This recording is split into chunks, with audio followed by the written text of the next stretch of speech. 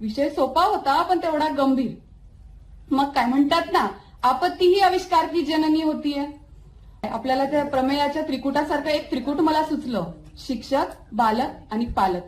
पालकांची सभा घेतली, चर्चा केली आणि नवनवीन कल्पना सुचायला लागल्या. पहिली, वर्गात बाजार भरवला. बाजारात वस्तू होत्या, पेन, रबर, पेन्सिल, वही, ज्या आपल्या विभागाकडून अगदी मोफत मिळतात.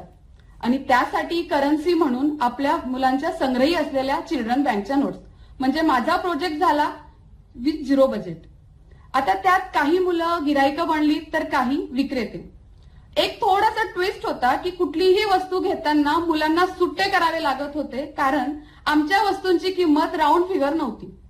म्हणजे मुलं विकत होते, विकत घेत होते, सुट्टे करत होते, चुकतही होते, पण ते शिकत होते विदाऊट वही आणि पेन्सिल. अशा प्रकारे